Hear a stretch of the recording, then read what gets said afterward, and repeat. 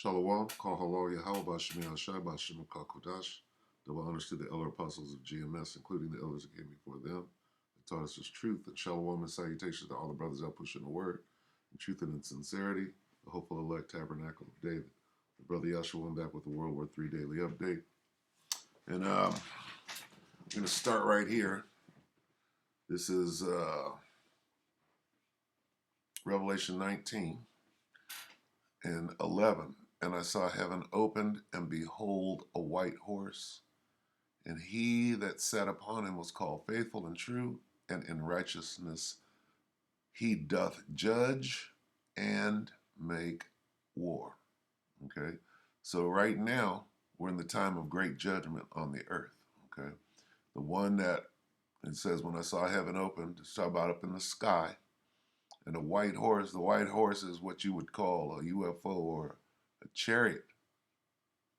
Faithful and true and righteous. The faithful and true righteous judge is who the world ignorantly calls Jesus Christ, whose actual name is Yahushua, and he's coming back to jump right into World War III.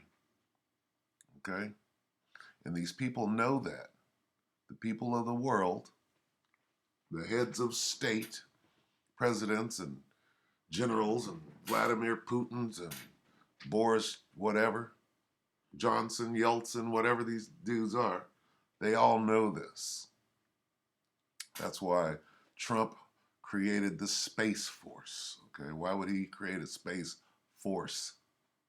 All right, shouldn't they be going back to the moon? All right, so with that being said, jump down here. So here's this guy coming back in his chariot, war chariot, right? And who else? Jump down to 14. And the armies which were in heaven followed him upon white horses, clothed in fine linen, white and clean. What does that look like? Looks like this. All right. So this is World War III is going to end like this. All right.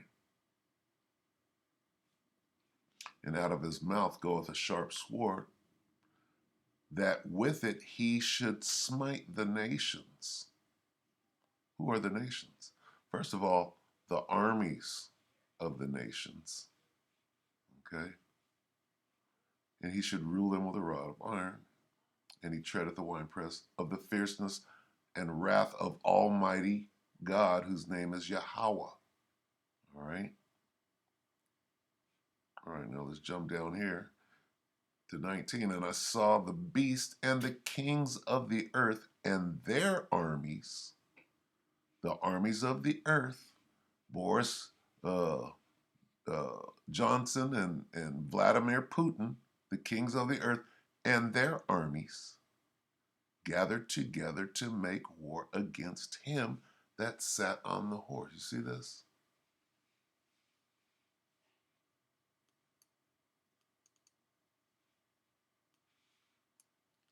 All right. So sometime in the middle of World War III, as it's raging on, these things are going to get into the battle. All right. And the armies of the world are going to be destroyed. All right, let's go to Joel. Okay. God said, I will gather the armies of the world into the valley of Joseph. And right here it says, I will gather all nations. Okay. To smite the nations. To smite what? The armies of the nations. Let's go back to that real quick. Okay. And out of his mouth, 15, Revelation 19:15, out of his mouth goeth a sharp sword, that's a laser, and with it he should smite the armies of the nations. First take out the military, then you can rule them with a rod of iron. Okay. And that's what World War III is about. It's about the coming of Yahushua HaMashiach, who the world ignorantly calls Jesus Christ, and the angels are coming with them, right? And I saw the beasts and the kings of the earth and their armies gathered to make war against him that sat on the horse and against his army. Okay? That's what this thing is about. Who's doing this? God is doing this. The Most High is setting this whole situation up. Joel 3:1, for behold, in those days and at that time, in these days and at this time, when I shall bring again the captivity of Judah and Jerusalem, right? I will also gather all nations and bring them down in the valley of Jehoshaphat. All right? Because we're in the time of great judgment.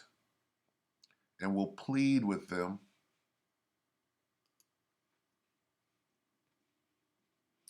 There I will judge them for harming my people. And will enter into judgment with them there. Okay?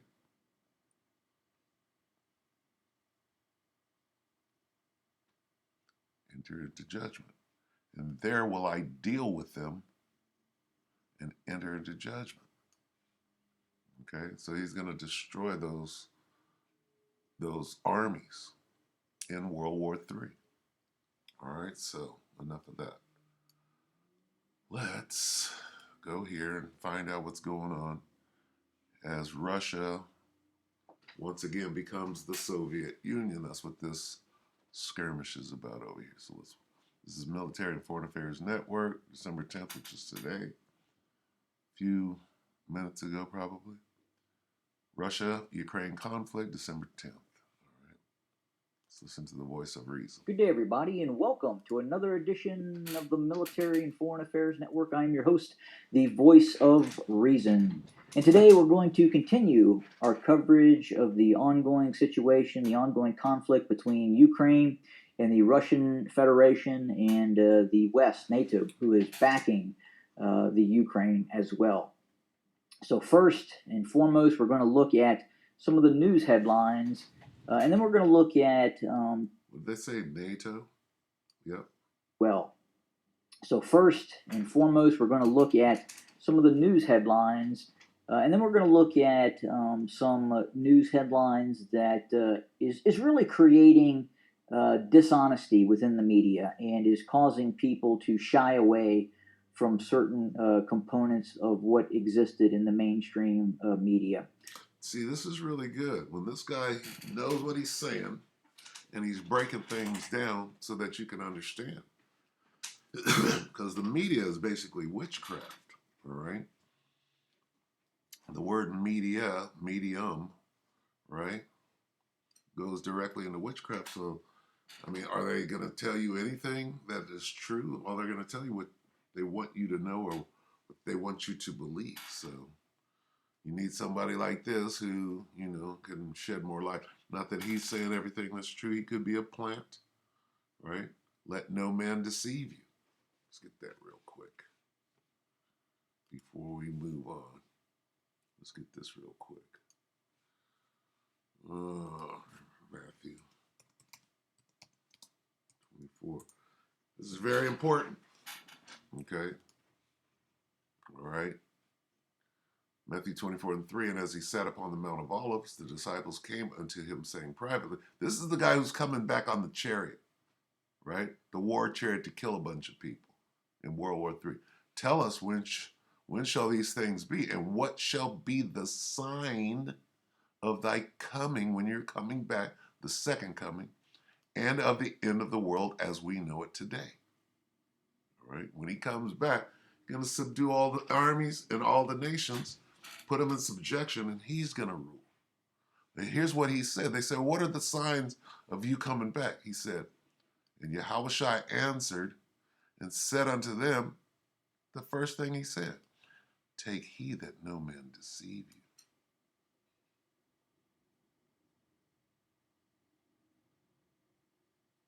Oh, well, Jesus Christ is not coming back to make war. He's coming back to hand out daisies and bless everybody and bring peace. He's not coming to bring peace.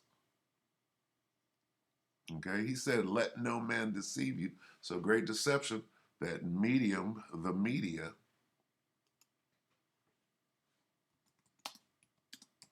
let's see what he's coming to do. Is he coming back to hand out daisies?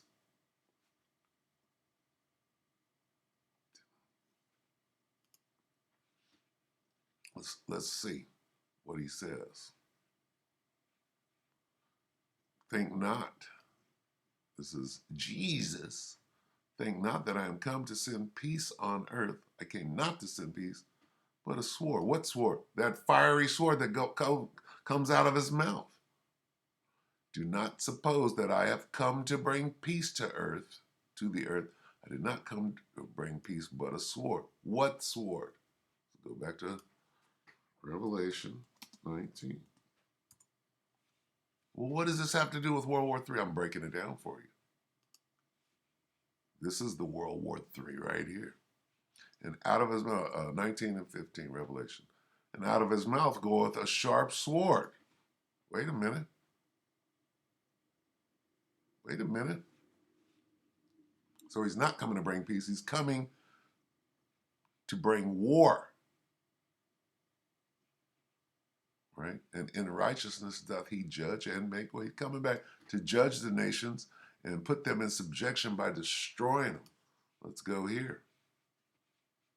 Let's go to 13 in 2nd Ezra.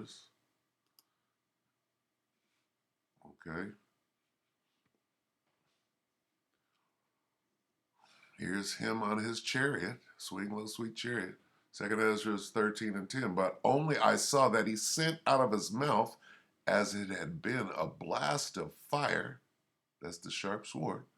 And out of his lips a flaming breath, and out of his tongue he cast out sparks and tempest. And they were all mixed together, the blast of fire, the flaming breath, and the great tempest, and fell with violence upon every one, so that upon a sudden of an innumerable multitude, nothing was to be perceived but only dust and smell of smoke. When I saw this, I was afraid. Okay? It's World War III, or the end of it, because everybody, all those armies, it says, and burn them up every one. See this multitude? And fell with violence upon the multitude. What multitude? 2nd Ezra 13 and 5. And after this I beheld, and lo, there was gathered together a multitude of men out of number from the four winds of heaven to subdue the men that came out of the sea. What multitude gathered? What gathered together? And I saw the beast, this is Revelation 19 and 19, and I saw the beast and the kings of the earth and their armies. What were they? Gathered together to make war against him, etc. So it has everything to do with World War III. Back to this, Slovakia. Which used to be fairly reputable organizations in the past. But first, we'll look at some of the mainstream and not so mainstream headlines coming out of the conflict right now. So Reuters, EU wants Russia to de-escalate in Ukraine crisis, ready to toughen sanctions. Defense One, today's debrief, Biden, Zelensky chat, the Kremlin's fog machine, Macron on the defense, growing opacity in China, and ... TASS, U.S. investment in confrontation between Ukraine and Russia strongly exceeds $60 million. Ukraine International, Russia blocks about 70% of the Azov Sea, Ukrainian Navy. What else do we have here? WBEZ Chicago, how should the U.S. respond if Russia invades Ukraine again? Let's see, what else? What else do we have? More about the Sea of Azov. So again, and it also looks like we're starting to see in terms of NATO and its relationship with Joe Biden, apparently is starting to become stressed because it is being reported that quite possibly Joe Biden, the American White House, is looking quite possibly to encourage Ukraine to acquiesce and hand over certain territories to Russia and or the separatists. And There it is. Ezekiel 38.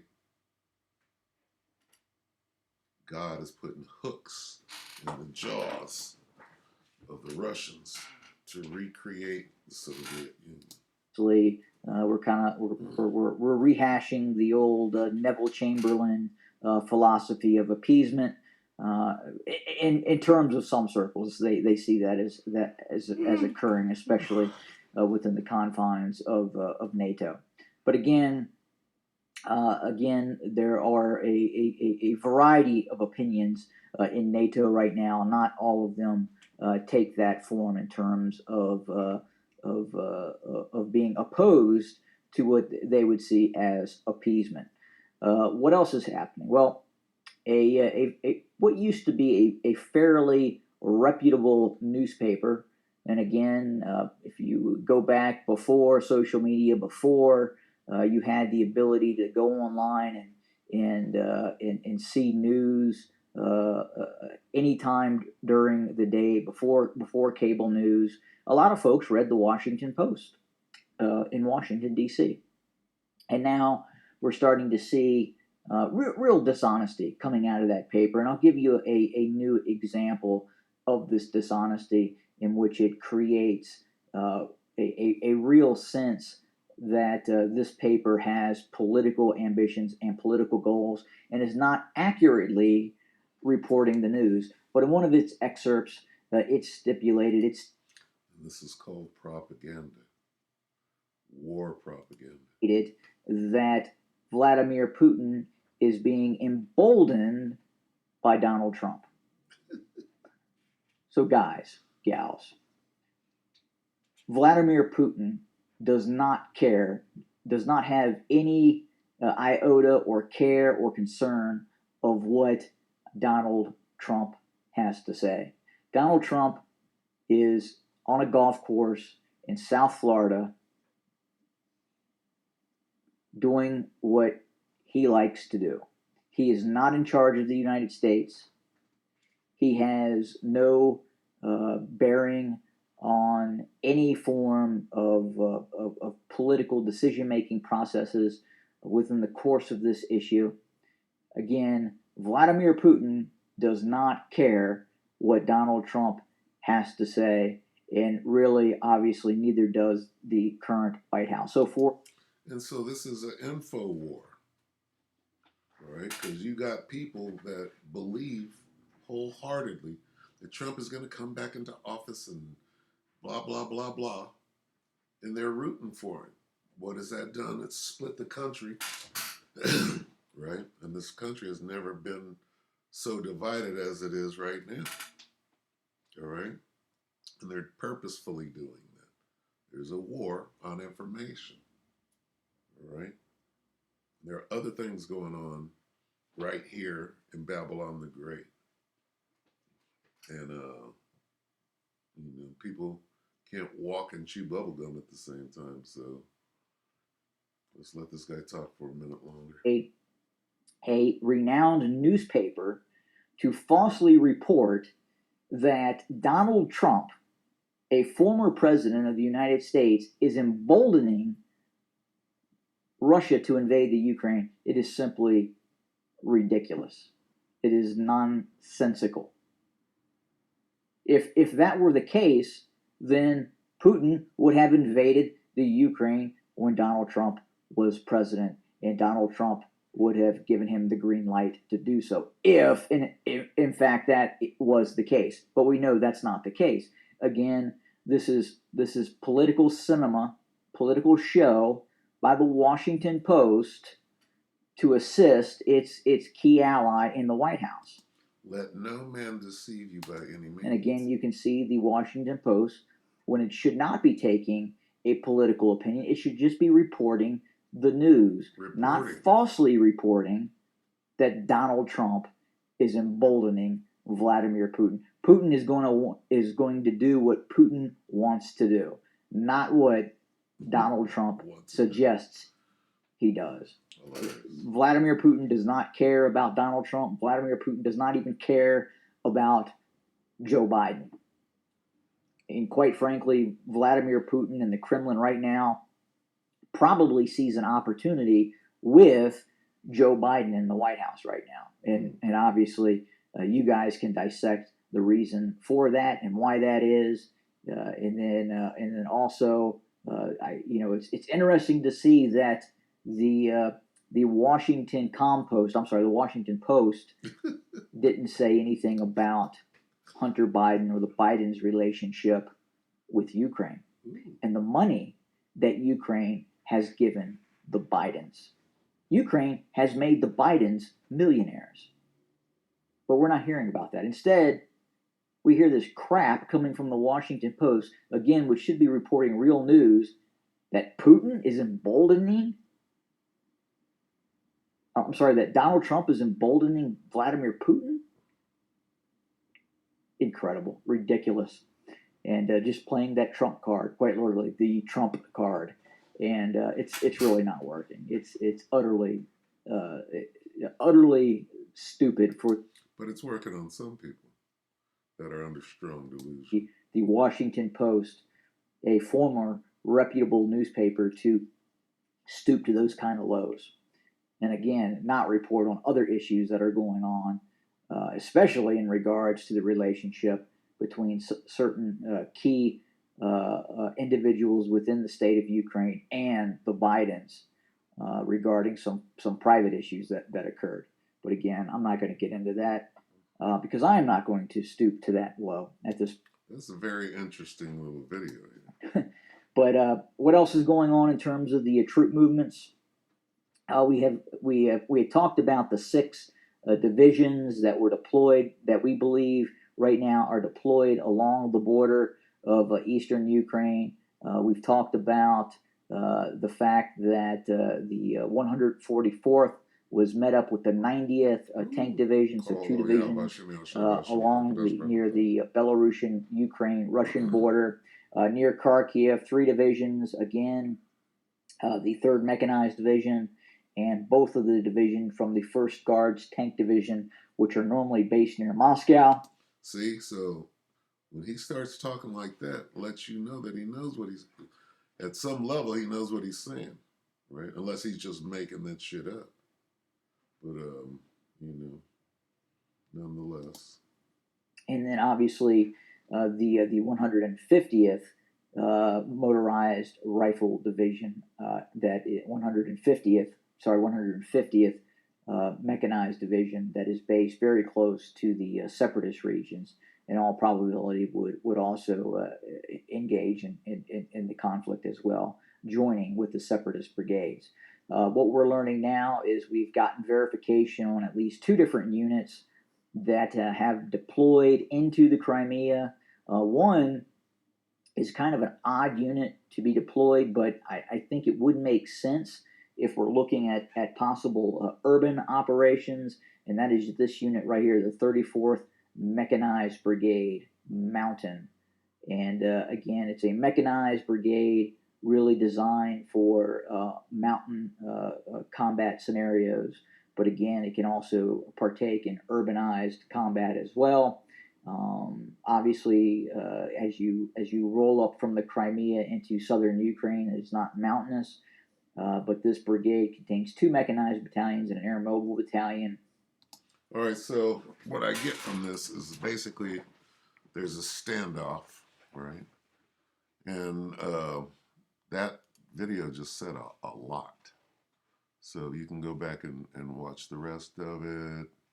Probably only a couple of minutes, but we've gone too far at this point. So I'm going to just get one scripture on the way out of here. And I'm going to get Matthew 24. Because that's what this thing is about. And 6, all right? And ye shall hear of wars and rumors of wars. Okay? Wars and rumors of wars. And you will hear of wars and threats. Okay?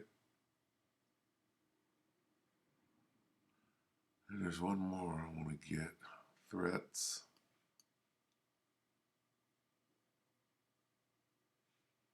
Literal standard version. And you will begin to hear of wars and reports. All right. What is the Washington Compost, the Washington Post doing? Propaganda. This guy has given up a straight report, right? You got the battlefield, he's got the divisions, he's breaking it down. And what we see right now is they're just getting people in position, and hopefully, like uh,